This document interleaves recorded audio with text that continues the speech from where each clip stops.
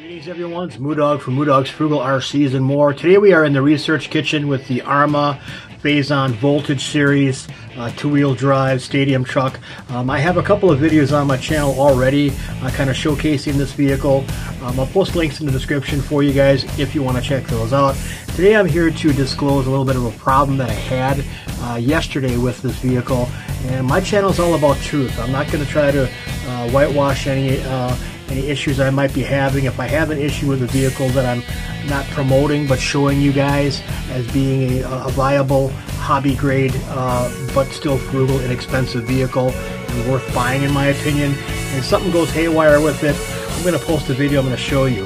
Well, yesterday I had this out with about an inch of snow, less than an inch, probably about a half an inch of snow, just powdery stuff, no major wetness, but snow does get wet obviously. Being that this is claimed to be a 100% waterproof vehicle, suitable for all types of weather conditions, I thought, well, why not take it outside in the parking lot next door to my house and turn some donuts? That'll be fun. So I just proceeded to take it outside, drove it for about 5 minutes through the snow, doing twisting donuts with a smile glued to my head, and this happened. This is the ESC, guys.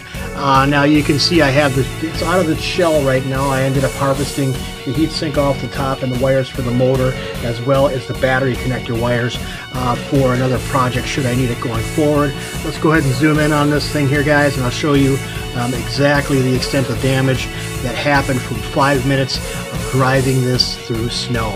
Now this is the bottom of the ESC. You can see capacitor there, and you can see the jack up on top right here by the antenna for the 5-wire servo, and your power switch is going to be right here.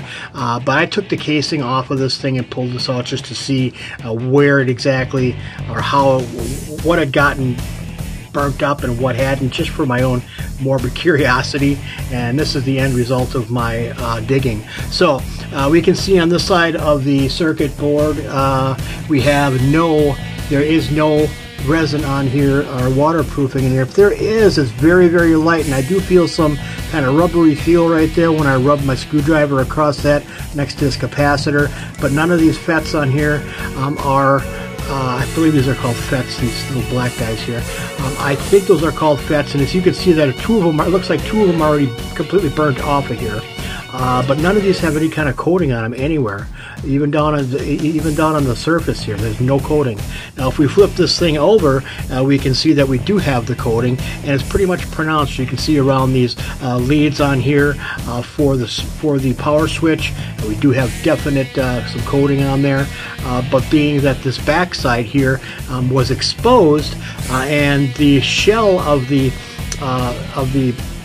ESC, there is no gasket. So here's the shell of the ESC. It's been a little peephole in there, pretty cool, eh?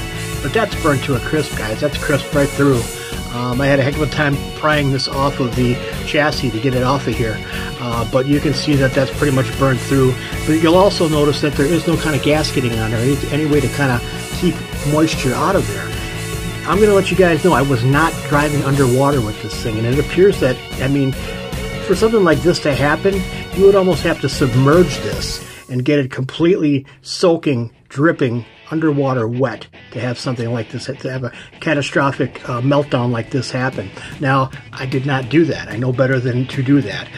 But I will mention that there is no gasket on here. So the top shell, half of this, there was no gasket at all either. And that's since been discarded. It was pretty much crumbled into pieces, and I pretty much threw that one away.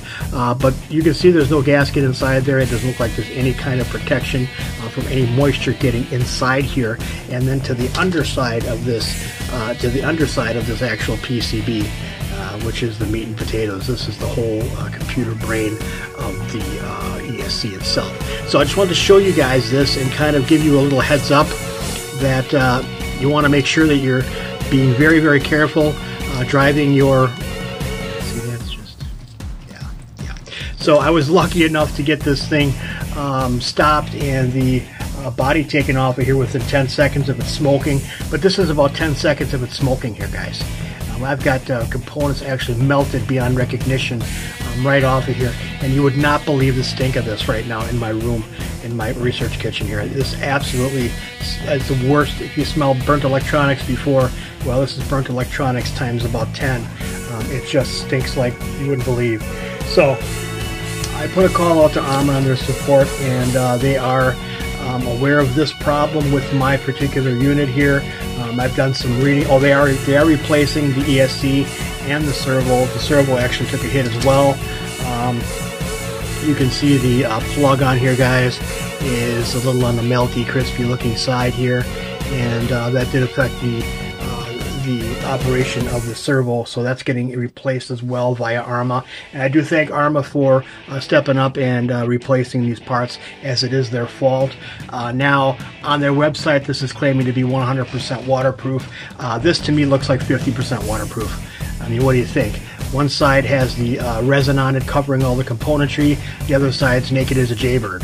So that's 50% waterproof in my estimate.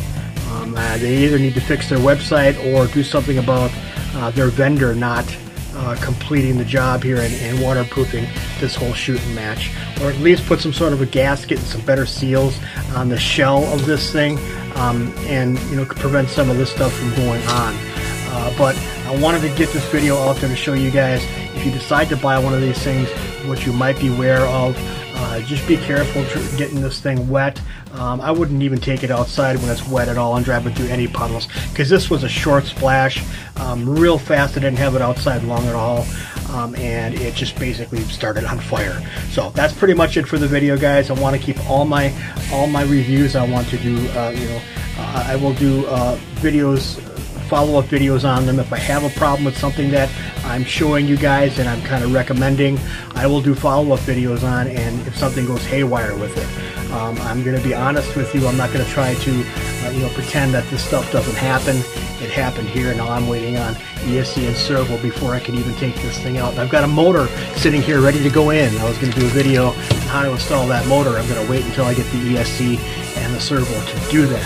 So if you like the video, give it a thumbs up. If you don't like it, give it a thumbs down. I appreciate each and every one of you guys. All my new subscribers, you guys rock. Thanks so much for coming on board and putting up with me. That's pretty much it. We'll see you all in the next one. God bless the Republic.